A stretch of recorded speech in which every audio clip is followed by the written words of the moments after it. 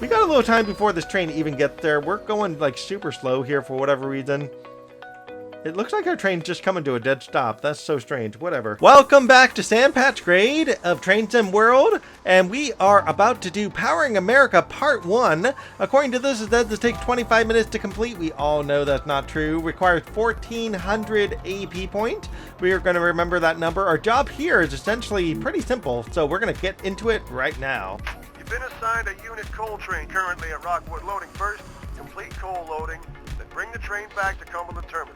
Alright folks, as the instructor guy said, our goal is to essentially hop in this train and fill it up with coal. That's our only job, so to speak. And then actually our other job is to bring it back over that way. In fact, if we look at the map real quick, we're basically hanging out at Rockwood Mine, and our overall goal is to go to Rockwood itself. And we don't really have a whole lot to do per se. As you can see, there's a train already linked up right next to me, and it's just missing the end of the coal cars there. So our job really is to fill up the rest of this with coal and link it up to the train that we're right next to over here. And so let's go ahead and hop on our engine. We are driving an AC 4400CW. If you ever wonder what your train name is, you can always see it on the side of the train there. It's always listed for every single train that's driving around here. I always love how you can read like the different icons on this train. It's always so much fun. Anyway, so let's hop in. We climb up the steps, and because this is an AC, we have a front door right here in the front of our engine. Let's go ahead and pop in the main car here. And nobody's left the lights on, so again, if you need the lights, you can always find all of your lights here, from your cab dome lights to your nose light, which is just to the left of us outside that door, and for whatever reason, the toilet that we can't access ever. We don't have anyone helping us today. Finally, no supervisors. I'm finally on my own. This is excellent. So let's go ahead and look at our timetable for a second. Our job to sit in the train, set the reverser to forward, apply, basically release our brakes. And then what we're going to do is set up our speed control, and we want to set this up to 2 miles an hour for loading. And there's a certain way to do this, of course, to get this moving. And once we get completely loaded, we're going to stop our train, and then we got to turn the speed control back off, and then we're going to essentially switch back and link up the train together, and that's basically it for the day. So let's hop in the seat. We all know this game's not going to tell us the right things to do. So of course you want the reverser to go forward. That's not going to matter. Let's go ahead and hop down here and make sure we have all three of these turned on. 1, 2, and 3. These are on. We don't really need dynamic brake for this. We have step light there. We could turn on our gauge light, but you know, it kind of makes things so hard to see. Over here we have our front headlights, and what we're going to do here, we're going to put this on bright. Our back headlights is going to be on dim. Why are we doing bright? Because we're really not going anywhere. I love the motion of this train. Why does it always have to rock? Can I see it from the outside? It is rocking from the outside. That's just insane. Look at this. You can actually see my train rotating from the outside. That's just so dumb. Since we're on the outside, we only have one engine here, and that's all we have to worry about for this set of brake cards. I'm going to hit button number 8. It is hiding behind a piece of paper, so I'm like, where is my button? One of the dumbest things about this mission that I got to give credit here is our job to fill up these coal cars, but yet the rest of the train's completely empty, and I don't understand it at all. Why the rest of the train is completely empty. It just boggles my mind. And when we do connect up here, we're going to have these two trains that we're going to have to set up, along with whatever other engines that Powering America Part 2 wants us to do. In the meantime, what's next? Set the automatic brake to release. So we're going to go ahead and release this, and we better check our brake pipes. Everything's pretty much empty. So let's go ahead and release this. That's going to refill our brake pipes little by little here. Our integrated function display, we're actually going to do two different things here with the integrated function display. One, we're going to check out our air brakes first, but I can't do it because it won't let me. So I'm going to go ahead and go right into IFD digit 5. It's going to want me to set up speed control, and then we're going to want to turn this down to 2. If I don't follow the directions exactly here, this game complains, okay? It won't let you load coal properly. So slow speed control on, we got that on, and then of course we can exit from there, which is what I'm going to do here, IFD function 8. And then for now, I'm going to go back to the air brake section. I want to make sure it says cut in and lead, and it's set for 90. That's totally fine. And for now, we're just going to save changes, and we're going to exit. And that's all we need to do here.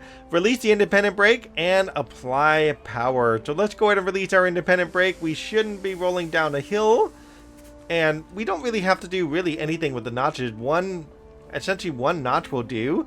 I mean, I could put this all the way up to notch 8 and it won't matter, because as long as we got the speed control on the 2, it's not going to go any faster than 2. So just for the sake of this, I'm going to leave this at notch 2. And we don't have a bell, so we probably should turn on the bell. And we should probably give 2 blasts of our horn, and nobody's done the singler, so we probably don't care about the singler. Yeah, folks, so one thing you might want to do is change that switch that's right up there. Just because the switch didn't really change. Technically, you don't have to worry about it when you're coming in through the switches on either side, when you're coming in the fork of the switch.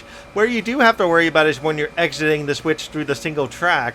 That's probably the point where you really need to set your switches. Otherwise, the train will change your switch for you automatically. I already changed the switch, so we don't have to worry about this. The one downside about Powering America Part 1 is the fact that just going 2 miles an hour can just take forever. So I'm up here, standing here on the coal platform, just waiting for my train to slowly go on through so we can finally get somewhere with this engine. Alright folks, so as you can see, the coal is loading now finally. It took forever to finally get here. So the goal is you want to make sure you follow the instructions completely to a T to make sure that these icons all show up so you properly load coal here.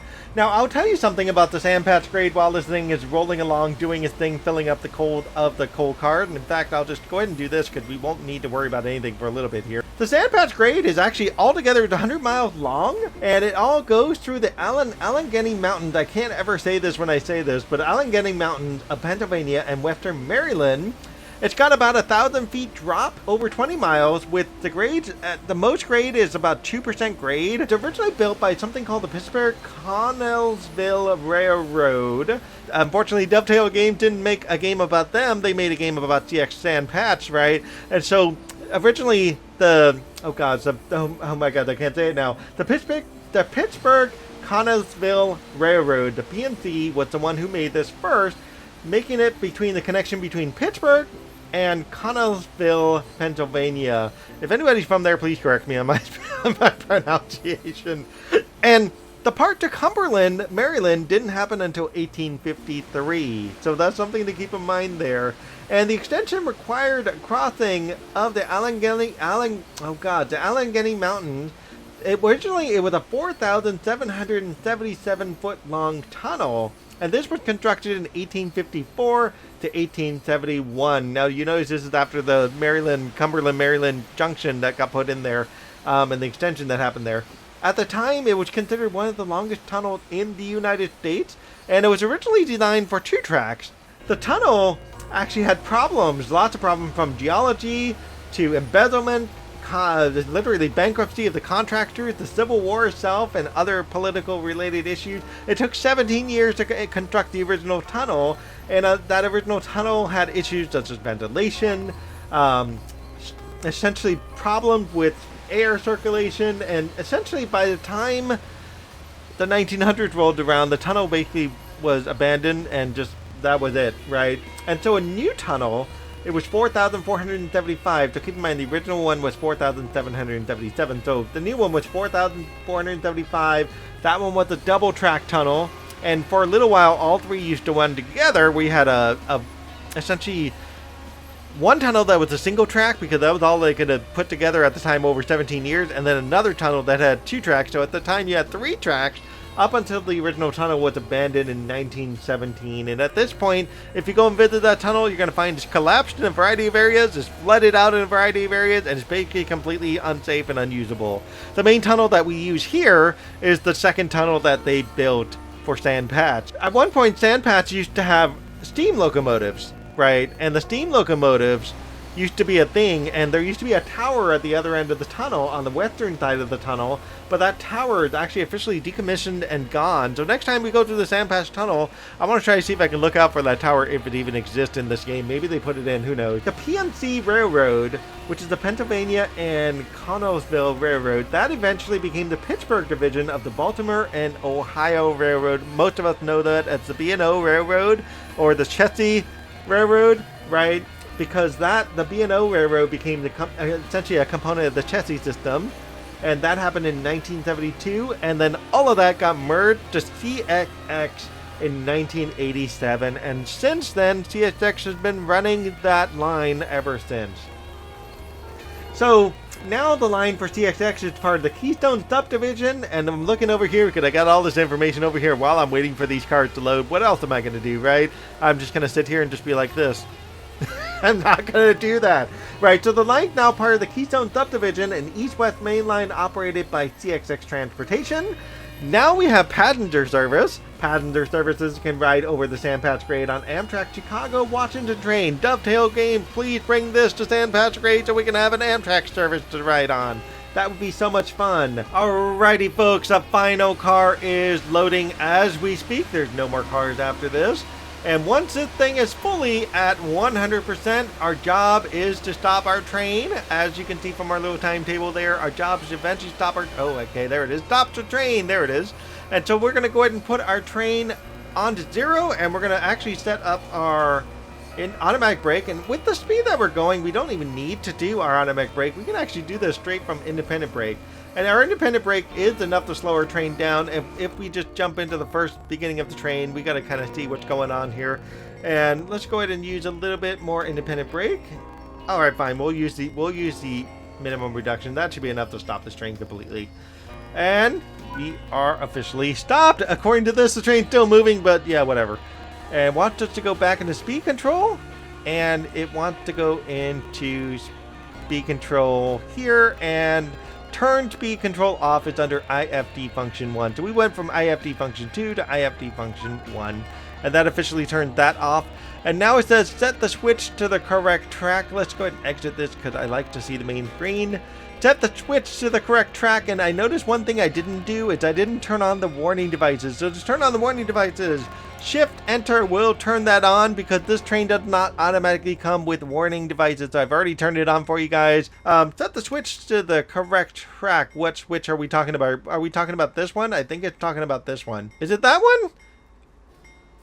Oh, it's the one back there. Okay, set that switch, the one that's way back here, properly. Which one is it? Wait, something doesn't make any... Oh, it's this switch. Okay, here we go. I'm like, what? Which switch is it? What switch was it? It was that one. Okay. It was the one back there. That was so confusing. Anyway, so our job now is to back up and couple to formation 27 vehicles. So because I turned on the alerter, the most important thing to do before we couple up anything is to deal with the cutout factor. So we're going to put the reverser into reverse right now. And then because we got a little ways to go, we're going to go to throttle 1. Release our independent brake, release our automatic brake, and this train's gonna start moving backwards. I am moving, okay, wow. We can't really see what's going on behind us very well because we have this issue where we got some curves and everything. So if we do go to camera 3 and we stick out in the back here, we know we're gonna be hitting up our train pretty soon, so we don't wanna go too terribly fast to connect to our train. But you know, we can go like 5 miles an hour and that's reasonable.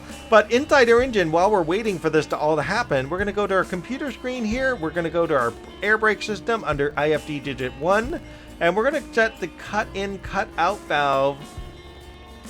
I said we're gonna set in the cut out valve. Come on, you're not gonna let me do it. That's stupid. Okay, you're really not gonna let me do it. Oh wait, I have to do this. IFD function 3. There it goes. Cut out. I'm like, oh my god. Why are you letting me do it this way? Well, that's fine. Anyway, so save changes. That's weird. I was able to click that button. Anyways, I'm going to save the changes. I've got to set automatic brake to cut out. And the most important reason for this is when you got alerters here turned on, you want to have your train set to cut out because that's going to preserve your air pressure, pipe pressure, once you bump up against the other train that's out there. And we got a little time before this train even gets there. It looks like our train's just coming to a dead stop. That's so strange. Whatever. Oh, that's hilarious. Well, our independent brake is bailed off. Our automatic brake is bailed off. Why? Oh, it's because of the cutout. Then on you train, you don't do it then. Fine. I'm going to fix it then. I'll put you back on the cut in again. Okay, there it goes. It's moving again. Well, that's very interesting. Well, if you set up your train with warning devices here and you switch in to cut in, that is so unusual that it actually does that. That's so trippy. Once I switch cut in to cut out, it stopped my train from moving. Unlike the other train actually keep moving. That's so interesting. All right, folks, so I'm in the back of the train here. Not the train that I'm running on. The train I'm running on is still coming around the corner there, as you can see there. I am super curious because I have warning devices on. Will that screw me up in any way when I couple my train together? Because If it does, I'm going to come back into this and I'm going to redo it, and I'm going to fix that one little piece of it when I come around the corner there. And we're about to see what's going to happen with the brake pressure here. You have the pressure right now at 85, and we're going to be coupling up with this car right there, and we're going to see what this actually does as we get closer to that train over there. We're going to go ahead and put this on, come on, minimum reduction. And we're about to couple right now. Let's see what happens here and where our warnings go. Let's hope nothing happens. Wow, it dropped to 36. Yikes. But our main pressure stayed the same. That's so bizarre. I'm not going to complain there. That is so bizarre right there.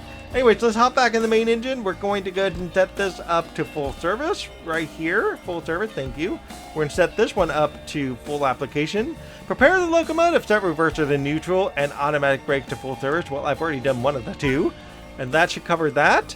And what else do you want me to do? Switch off the engine run, gen field, and control switch. Let's also switch off the alerters, because we don't need that. And we're going to go a couple cameras over. There we are. We're going to switch these three guys off. 1, 2, and come on, middle guy 3. And what else? Walk over to pickup truck to complete this duty. Well, we can also turn off our lights because we don't really need these lights anymore. And let's go ahead and just hop out of this engine. And our pickup truck somewhere back there. So let's go ahead and turn off our cap light. We'll leave the number lights on because I guess we can keep the number lights on. And it's crazy that the engine is just bouncing around. Oh, by the way, this is actually kind of funny. This is part of the gauge light right here, which is very odd that this is even a gauge light right there. What does it say? It says handbrake not fully released. It's really interesting that that's part of the gauge light. So to turn that off, by the way, this little switch right here will cover the gauge light, and that little one light right there will go off. We're at 1535. We know we got a gold medal. We probably got a platinum medal on top of it. Everything should be good with this mission, and we're done with Powering America Part 1. And let's see what we got. We got a gold medal, right? Yes, we got a gold medal. We are good. We've taken some time, 25 minutes. Oh, that's not bad. That's actually pretty decent. Obviously, with the editing and stuff, it's going to be a little bit shorter. Hopefully, it'll be about a 20-minute episode. And as usual, everybody, please like and subscribe and leave me comments. I would love to hear what your thoughts are about the Sand Patch Grade. And let me know what you might want to see in Sand Patch Grade. Would love to help you with that if I can. I'm going to try to go through all the journey missions and wrap those up at least. And then we'll see what I do after that. All right, folks. So stay tuned. Bye for now. Oh, it's not so bad. I see another train. No biggie. Just gonna blow this horn to this guy here. Let's go even see if there's anybody in this train. There's at least somebody in that train. At least they know how to drive. My goodness. But yeah, so it just doesn't tell you at all what's supposed to happen. So we're gonna go ahead and go to notch 0. And this track here says we're switching over to there. And you see 500 feet. I gotta stop this train at 500 feet here. So we're gonna go ahead and do this full service. And I probably should get back in my engine here because I want to make sure I stop in time